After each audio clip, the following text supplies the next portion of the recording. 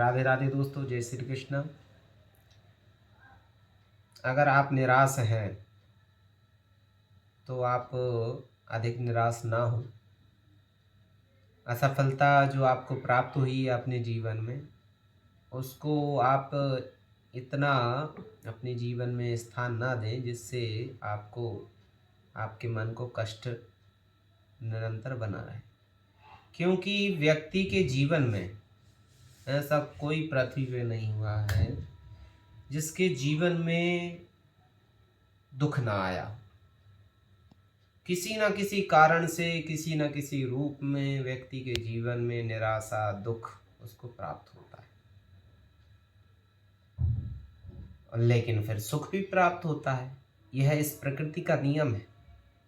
जो इस पृथ्वी पे जन्म लेता है उसके जीवन में सुख दुख आते ही रहते हैं।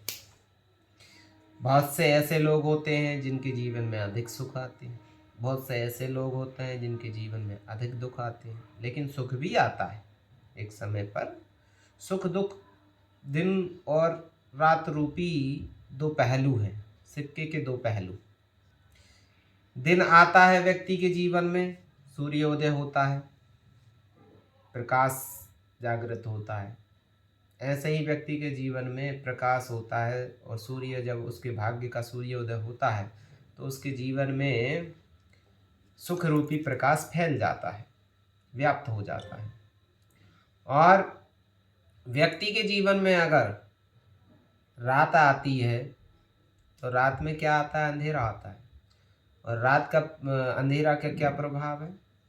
वह दुख रूपी है। ऐसे ही व्यक्ति के जीवन में दुख आता है तो व्यक्ति को अनेक कष्ट प्राप्त होते हैं। उस दुख में, उस अंधेरे में वह खो जाता है और कुछ देख नहीं पाता है।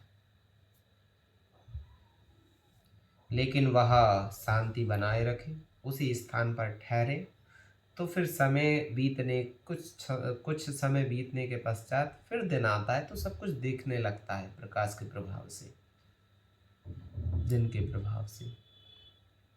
ऐसे ही हमारा जीवन है कि हमारे जीवन में कोई निराशा उत्पन्न हो किसी कारण से, किसी दुख से, तो वह निराशा ही नहीं बनी रहेगी हमारे जीवन में, और वह दुख बना ही नहीं रहेगा हमेशा। अभी आप निराश हुए तो आगे जाके आपको सफलता मिल सकती है। अगर आप दुगनी तेजी से उस कार्य को करें जिस कार्य में आपको निराशा प्राप्त हुई है, फिर से आप जोर लगाकर उस कार्य को करें। समय जब आपका अच्छा आएगा, उत्तम आएगा, तो आपको वही जो जिस स्थान से आपको दुख प्राप्त हुआ है, निराशा प्राप्त हुई है, वही आप वहाँ से आपको आशा प्राप्त होगी और आपके कार्य बनने लगेंगे। वहीं से आपको सुख प्राप्त होगा। लेकिन कारणवश एक ही है, समय का।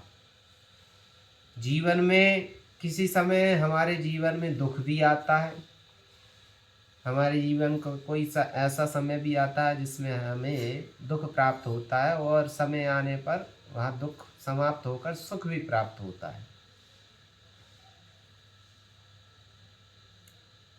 इसलिए हमारा यह परामर्श है कि आप किसी भी निराशा को लेकर ना बैठें और निरंतर आगे बढ़ते जाएं, जिससे आगे बढ़ने पर आपको सुख प्राप्त अवश्य ही प्राप्त होगा। क्योंकि इस पृथ्वी का यह विधि का विधान है, भगवान ने यह विधान बनाया है, ईश्वर ने, परम ब्रह्म परमात्मा ने, उसने यह विधान बनाया है कि व्यक्ति के जीवन में सुख है तो दुख भी आएगा, दुख है तो सुख भी आएगा। अब भगवान राम को ले लीजिए, भगवान कृष्ण को ले लीजिए। स्वयं परमात्मा ने इस धरती पर जन्म लिया। राम जी ने सुबह बचपन में बहुत सुख पाया, अपने माता पिता के पास रहे और गुरुकुल पढ़े, कोई दुख नहीं हुआ। लेकिन फिर जवानी जैसे ही विवाह होने के पश्चात उनके जीवन में 14 वर्ष का वनवास आ गया। कहाँ तो राजा बनने जा रहे थे और फिर दुख उनको प्राप्त हो गया, बट बन जाना पड़ा 14 वर्ष के लिए।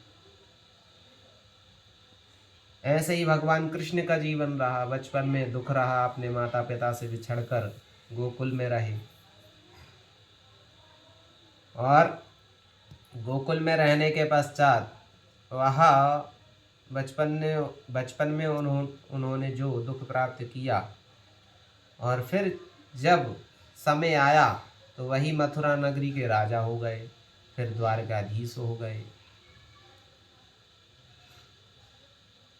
तो हमारे जीवन में ऐसे ही हमारे जीवन में उतार चढ़ाव लगे रहते हैं। कभी हम बहुत ऊपर जाते हैं, कभी बहुत नीचे गिर जाते हैं।